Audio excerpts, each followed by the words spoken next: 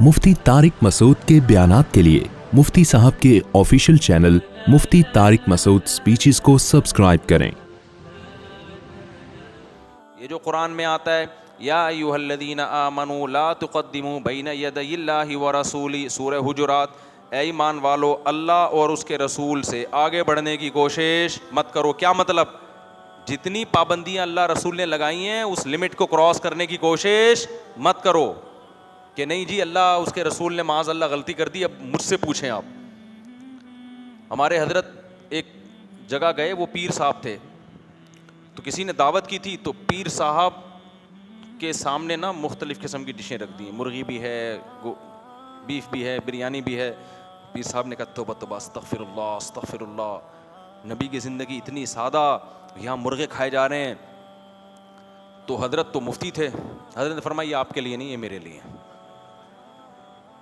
हजरत ना हमारे लिहाज मुरव्वत बहुत कम करते थे, तभी लोग उनसे दूर भी रहते थे, वो और बहुत ख़तरनाक हजरत थे वो, तभी उनका हल्का भी बहुत थोड़ा सा था। हम जैसे लोग टिक गए, वरना बहुत से लोग आते थे बयान सुन के भाग जाते थे। हमने एक दफ़ा हजरत को पर्चा लिख के दिया, हजरत आपका बयान इतना सख्त होता है कि लोग भाग जाते हैं, तो आप थोड़ा हल्का हाथ रखें।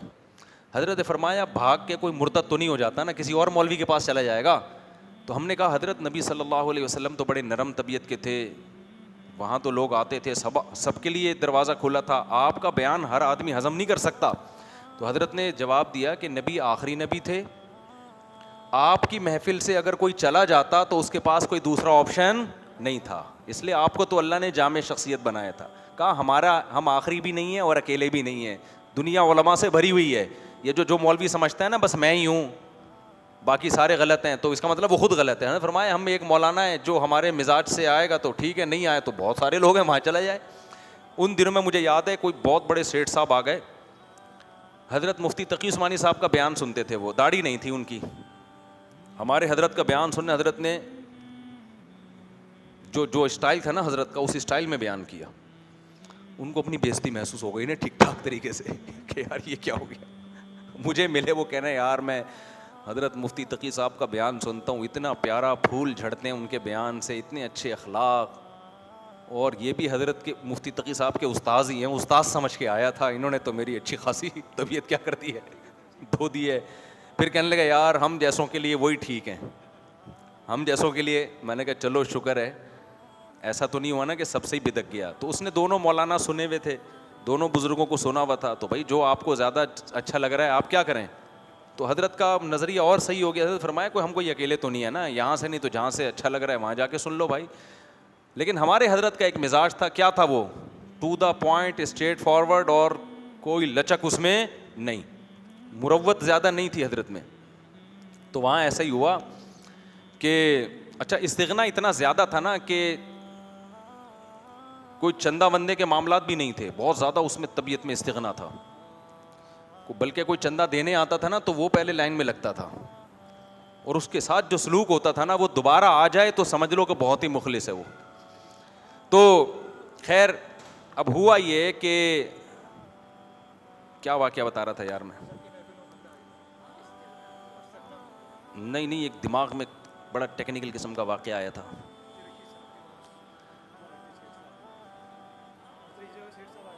सेठ साहब तो आए थे हैं, हाँ वो पीर साहब वाला वाक़या बता रहा था, पीर साहब वाला वाक़या। तो वो मुर्गे शुर्गे और बिरयानियाँ शरियानियाँ, पीर साहब ने कहा तौबा तौबा, खामखा की शोबाजियाँ यार। भाई अगर तुम नबी वाली सादगी चाहते हो तो फिर पहले ही मुरीद को बोलो मेरे लिए जौ की रोटी पकाना, पानी के साथ खिला देना मुझे। अगर पूरी सादगी को फॉलो करना है तो चंद खजूरें रखवा लो ना फिर।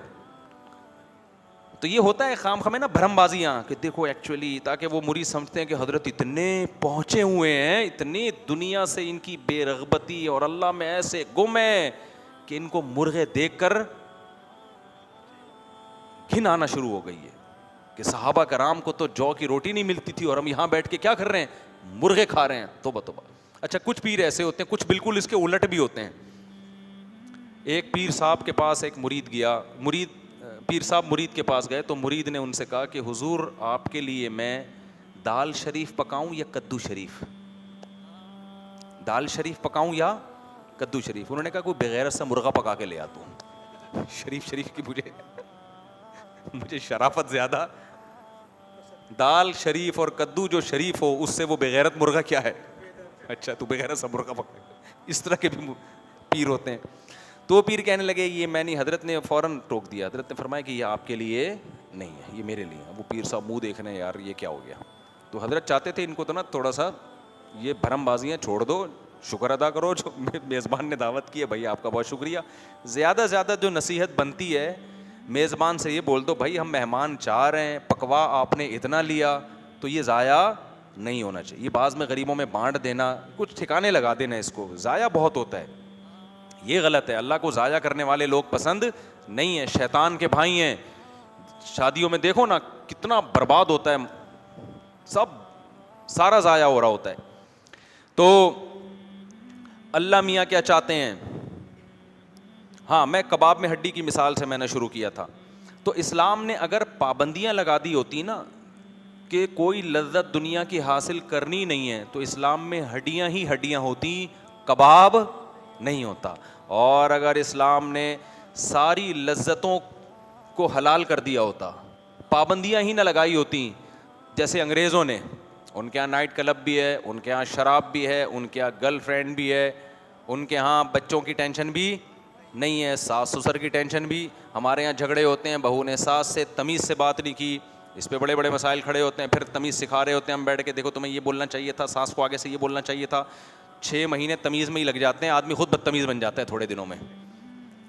مرد کے ساتھ ایسا ہی ہوتا ہے نا, وہ اپنی بیگم کو سمجھا رہا ہوتا ہے, دیکھو یہ میری ماں ہے, اس کا احترام کرو, اس سے ایسے نہیں. پھر بیگم کہتی ہے آپ کی اماں نے یہ الٹا لفظ کیوں بولا. آپ کہتے ہو دیکھو انہوں نے جب الٹا بولا تھا تو وہ خاندان کے بڑے ہیں, تم برداشت کر لیتی. کہتی ہے کیوں ساری برداشت میں نے ہی کرنی ہے. مرد شروع میں بے وقوف آدمی, وہ بیٹھ کے کیا کر رہا ہوتا ہے, سمجھا رہا ہوتا ہے. پھر جب زیادہ ہوتا ہے پھر وہ اماں کو سمجھاتا ہے. اماں کہتی ہے جورو کا غلام بن گیا, عورت کا غلام, میں نے پیدا کیا, میں نے پالا, اور باتیں کس کی سن رہا ہے, بیوی کی. مرد کو غیرت آتی ہے, یار اماں بات تو بالکل کیا کر رہی ہے, صحیح کر رہی ہے, پیدا بھی اس نے کیا, اب یہ تو نہیں آئی ہے زندگی میں. پھر جا کے اس کو سمجھاتا ہے. تو تھوڑے دنوں میں اس کو خود کاؤنسلنگ کی ضرورت پڑتی ہے, ٹھیک ہے نا. اب اس کو کون سمجھائے گا, اس کو پھر سمجھانا پڑتا ہے کہ تو بے وقوف نہیں ہے. وہ سمجھتا ہے میں پاگل ہوں, اس کو بتایا تو پاگل نہیں ہے, تو ہو گیا ہے پاگل, تو پیدائشی پاگل نہیں ہے, تو فلاں کے پاس جا اپنا علاج کر. تو یہ چل رہا ہوتا ہے نا. گورے کے یہاں یہ ٹینشن ہے. اب کباب میں ہڈی آ گئی نا, شادی تو کباب تھی نا, اس وقت تو بڑا مزہ تھا, یار شادی ہوئی ہے, سب کو بتا رہا ہے میری بھائی شادی ہوئی ہے. اس کے بعد جب کباب کھانا شروع کیا اس میں سے ہڈیاں نکلنا, کیا خیال ہے, ہڈیاں نکلنا شروع. کبھی داڑھ میں درد ہو رہا ہے, کبھی دانت میں ہڈی نیچے آ رہی ہے, اب ٹینشن میں آنا شروع. پھر آگے بچے پیدا ہو رہے ہیں, بڑی خوشی ہو گئی بھائی ماشاء اللہ, بکرے کٹ رہے ہیں, عقیقے ہو رہے ہیں. اس کے بعد بچہ جب تک چھوٹا ہو, میں تو تبھی کہتا ہوں مجھے تو چھوٹے بچے پسند. لوگ کہتے ہیں نا بچے گھر میں نہیں ہونے, میں کہتا ہوں بچے ہی ہونے چاہیے, بڑے ہونے ہی نہیں چاہیے. بھائی ہمارا اپنا کانسیپٹ ہے. لوگ کہتے ہیں بچے ہوں گے مہنگائی بڑھے گی, کیا خیال ہے, لوگوں کا کانسیپٹ ہے. ہم کہتے ہیں یار بچے سے بہتر انویسٹمنٹ کوئی بھی نہیں ہے. تو اتنا سکون دیتا ہے بچہ. لیکن وہی بچہ جب بڑا ہوتا ہے پھر دونوں آپشن ہے, ہو سکتا ہے کباب میں ہڈی بھی بن جائے اور ہو سکتا ہے کباب بھی بن جائے. اب اس کے پاس کتنے آپشن ہیں.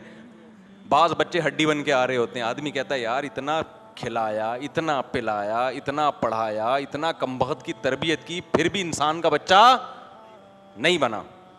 نوح علیہ السلام کتنی ٹینشن میں ہوتے ہوں گے یار, آپ سوچو, پیغمبر تھے اللہ کے. نوح علیہ السلام کے معجزے پوری قوم نے دیکھے, بچوں سے زیادہ باپ کو کون جانتا ہے. حام, سام, یافس اور کنعان 4 بیٹے تھے نا نوح علیہ السلام کے جو مشہور ہیں. 3 مسلمان تھے, ایک کیا تھا, کافر. کتنی تربیت کی اس کی, وہی انسان نہیں بن کے دے رہا. کیا دل پہ آرے چلتے ہوں گے, اور ایسا بگڑا ہے. آج مسلمان کا بچہ یہی بگڑتا ہے نا, تھوڑا سا سٹا لگا لیا جا کے. ایسا تو نہیں کہ مرتد ہو جائے, کافر ہو جائے, وہ اللہ کو برا بلا کہنا شروع کر دے. ادھر سے سٹا لگا لیا, ادھر گٹر کے ڈھکن پہ بیٹھا ہوا ہے, اس نوکر میں گھسا ہوا ہے, اس طرح کی حرکتیں کر رہا ہے نا, تو ماں باپ ڈپریشن میں جا رہے ہوتے ہیں. نوح علیہ السلام کا بچہ کافر, اپنی آنکھوں سے عذاب دیکھ رہا ہے, جو میرے باپ نے وعدے کیے تھے عذاب کے, بارش برس رہی ہے, عذاب آ رہا ہے. نوح علیہ السلام کہہ رہے ہیں اب تو کشتی میں آ جا, دیکھ رہا ہے اتنا ڈھیٹ کہہ رہا ہے ساوی الی جبل یعصمنی من الماء, میں پہاڑ پہ چڑھوں گا بچ جاؤں گا. نوح علیہ السلام کہہ رہے ہیں تو اپنی آنکھوں سے دیکھ رہا ہے کہ ہم نے کشتی بنائی اور پانی بھی آ گیا, ساری چیزیں نظر آ رہی ہیں, اس کے بعد بھی تجھے سمجھ میں نہیں آ رہا. اس نے کہا کچھ بھی نہیں سمجھ میں آ رہا میرے, پہاڑ بچائے گا مجھے. نوح علیہ السلام نے کہا نہیں بچائے گا تجھے پہاڑ, آج وہی بچے گا جس کو خدا بچائے گا. اور قرآن کہہ رہا ہے یہ کانورزیشن چل رہی ہے اور ایک بڑی لہر آئی اور نوح علیہ السلام کا بیٹا اس میں غرق ہو گیا. تو کتنی اذیت ہوئی ہوگی. تو مسلمان ماں باپ کے لیے یہ بھی ہے, بچے آپ تربیت کر تو سکتے ہیں, ہوگی کہ نہیں ہوگی اس میں آپ کی کوئی گارنٹی نہیں ہے. تبھی میں لوگوں سے کہتا ہوں بچہ آپ کی محنت کے باوجود بگڑ گیا تو زیادہ ٹینشن نہ لو, یہ بھی کیا ہے, یہ معاملات بھی اللہ اور بچے, کیونکہ اس کے اندر بھی تو کچھ صلاحیت ہو نا, وہ چاہ ہی نہیں رہا ہے سدھرنا. قرآن کہتا ہے انلزمکموہا وانتم لہا کارہون, جو ہدایت نہیں چاہتا ہم ہدایت اس کو تھوپتے نہیں ہیں, یہ اللہ کی عادت نہیں ہے. آپ کے بچوں میں جو بچہ انسان کا بچہ بننا چاہے گا اس کو اللہ بنائیں گے, جو نہیں چاہے گا تو باپ کے نیک ہونے سے وہ بچہ نیک نہیں ہوگا. پیغمبر ہونے سے بچہ نیک نہیں ہوا تو عالم مفتی بزرگ ہونے سے کہاں سے نیک ہوگا. اس سے یہ بھی پتہ چلا کہ بچوں کو دیکھ کے ماں باپ سے بدگمان نہ ہوا کرو. لوگ میرے پاس شکایتیں لا رہے ہوتے ہیں, فلاں بزرگ اتنے بیانات ان کے اتنے نیک, گھر کا ماحول تو ٹھیک کر نہیں سکے. تو میں کہتا ہوں بھائی گھر میں وہ ہو سکتا ہے تبلیغ کرتے ہو, نہیں چلتی ہو گھر میں, ہو سکتا ہے نہیں چلتی ہو. تو کہتے ہیں پھر چھوڑ کیوں نہیں دیتے بیوی کو. بھائی چھوڑنے کے سائڈ افیکٹ کیا ہوتے ہیں, بعض دفعہ اور زیادہ ہوتے ہیں. ان کو پتہ ہے چھوڑ دیا تو اور مصیبت کھڑی ہو جائے گی. تو دنیا کا پورا اصول یہی چل رہا ہوتا ہے, بڑی مصیبت سے بچنے کے لیے چھوٹی مصیبت کو برداشت کیا جاتا ہے. تو اس لیے کبھی کسی اہل اللہ, کسی نیک آدمی کے بچوں کو دیکھ کے, بیوی کو دیکھ کے کہ بیوی پردہ نہیں کرتی, ماڈرن ہے, یا جھوٹ بولتی ہے, یا چوریاں کرتی ہے, یا بچے بگڑے ہوئے ہیں, تو اس سے دیکھ کے گھر کے سربراہ سے بدگمان مت ہوا کرو. سمجھتے ہو عین ممکن ہے وہ انسان کا بچہ بنانے کی کوشش کر رہا ہو, نہیں بن رہے ہو. یہ تو اللہ کا نظام ہے بنایا ہوا.